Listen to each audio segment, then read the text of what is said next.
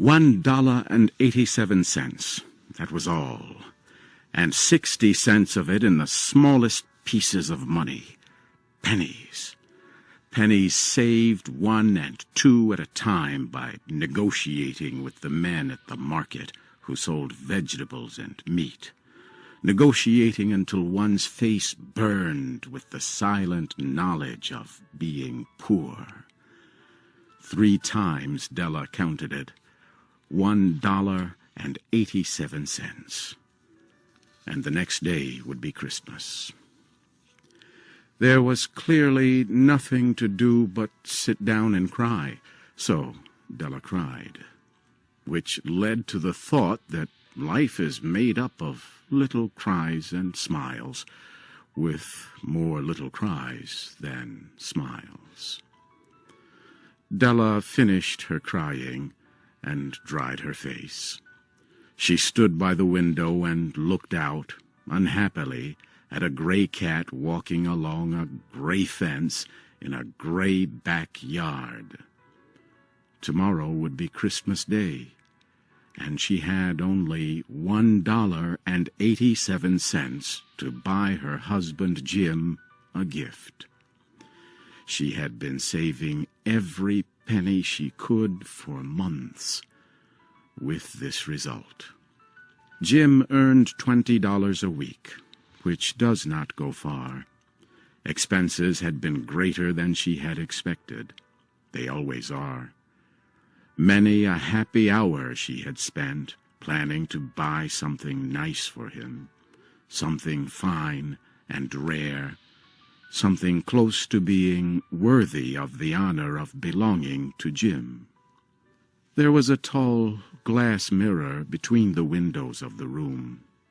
Suddenly Della turned from the window and stood before the glass mirror and looked at herself. Her eyes were shining, but her face had lost its color within 20 seconds. Quickly she pulled down her hair and let it fall to its full length. Now, Mr. and Mrs. James Dillingham Young had 2 possessions which they valued. One was Jim's gold timepiece, the watch that had been his father's and his grandfather's. The other was Della's hair. Had the Queen of Sheba lived in their building, Della would have let her hair hang out the window to dry, just to reduce the value of the Queen's jewels. So now Della's beautiful hair fell about her, shining like a brown waterfall. It reached below her knees and made itself almost like a covering for her. And then quickly she put it up again. She stood still while a few tears fell on the floor. She put on her coat and her old brown hat. With a quick motion and brightness still in her eyes, she danced out the door and down the street. Where she stopped, the sign read, Madame Sophronia, hair goods of all kinds. Della ran up the steps to the shop, out of breath. "Will you buy my hair?" asked Della. "I buy hair," said Madame. "Take your hat off, and let us have a look at it." Down came the beautiful brown waterfall of hair. $20, said Madame, lifting the hair with an experienced hand. "Give it to me quick," said Della.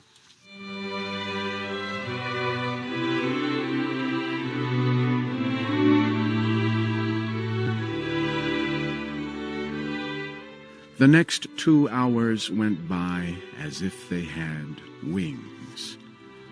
Della looked in all the stores to choose a gift for Jim. She found it at last. It surely had been made for Jim and no one else. It was a chain, simple round rings of silver. It was perfect for Jim's gold watch. As soon as she saw it, She knew that it must be for him. It was like him, quiet, and with great value. She gave the shopkeeper $21, and she hurried home with the 87 cents that was left. When Della arrived home, she began to repair what was left of her hair. The hair had been ruined by her love and her desire to give a special gift. Repairing the damage was a very big job. Within 40 minutes, her head was covered with tiny round curls of hair that made her look wonderfully like a schoolboy. She looked at herself in the glass mirror long and carefully. "If Jim does not kill me before he takes a second look at me," she said to herself, "he'll say I look like a song girl. But what could I do? Oh, what could I do with $1.87? At 7 o'clock that night, the coffee was made, and the pan on the back of the stove was hot and ready to cook the meat. Jim was never late coming home from work. Della held the silver chain in her hand and sat near the door. Then she heard his step, and she turned white for just a minute. She had a way of saying a little silent prayer about the simplest everyday things. And now she whispered, "Please, God, make him think I am still pretty."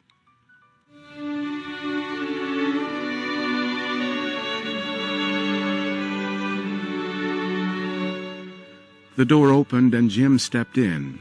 He looked thin and very serious. Poor man, he was only 22, and he had to care for a wife. He needed a new coat and gloves to keep his hands warm. Jim stopped inside the door, as immovable as a dog smelling a bird. His eyes were fixed upon Della. There was an expression in them that she could not read, and it frightened her. It was not anger, nor surprise, nor fear, nor any of the feelings that she had been prepared for. He simply looked at her, with a strange expression on his face. Della went to him. "Jim, my love," she cried, "do not look at me that way.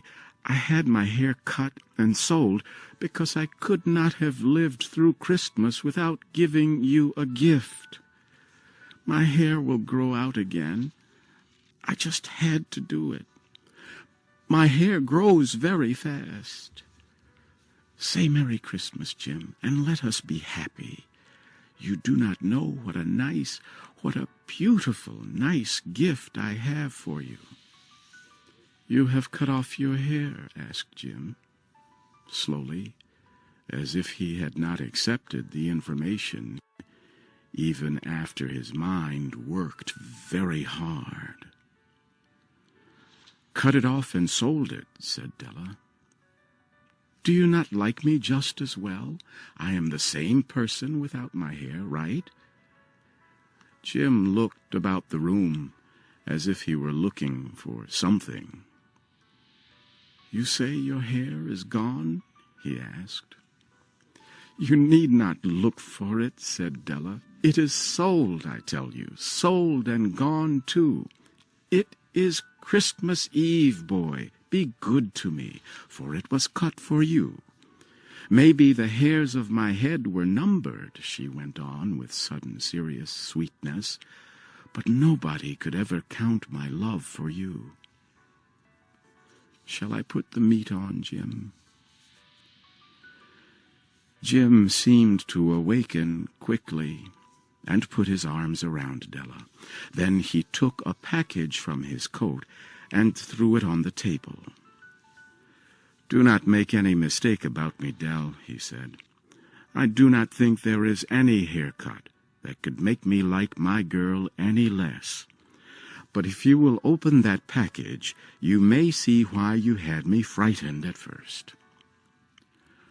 White fingers quickly tore at the string and paper. There was a scream of joy, and then, alas, a change to tears and cries, requiring the man of the house to use all his skill to calm his wife. For there were the combs, the special set of objects to hold her hair that Della had wanted ever since she saw them in a shop window. Beautiful combs made of shells, with jewels at the edge, just the color to wear in the beautiful hair that was no longer hers. They cost a lot of money, she knew, and her heart had wanted them without ever hoping to have them. And now the beautiful combs were hers, but the hair that should have touched them was gone. But she held the combs to herself, and soon she was able to look up with a smile and say, "My hair grows so fast, Jim." Then Della jumped up like a little burned cat and cried, "Oh, oh!" Jim had not yet seen his beautiful gift. She happily held it out to him in her open hands. The silver chain seemed so bright. "Isn't it wonderful, Jim? I looked all over town to find it. You will have to look at the time 100 times a day now. Give me your watch. I want to see how it looks on it." Instead of obeying, Jim fell on the couch and put his hands under the back of his head and smiled. "Dell," said he, "let us put our Christmas gifts away and keep them a while. They are too nice to use just right now. I sold my gold watch to get the money to buy the set of combs for your hair. And now, why not put the meat on?"